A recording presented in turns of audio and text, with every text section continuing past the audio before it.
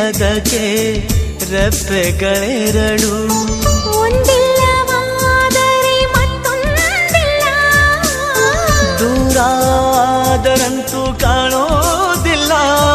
ಒಂದೇ ಪ್ರಾಣದ ಜೋಡಿ ದೇಹದ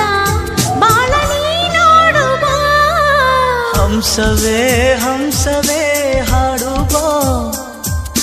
ಸೃಷ್ಟಿಯ ಸಂಭ್ರಮ ನೋಡುವ ಸರ ಅಲ್ಲಿ ತಾವರೇ ಇಲ್ಲಿ ಮೋಹವಿದೆ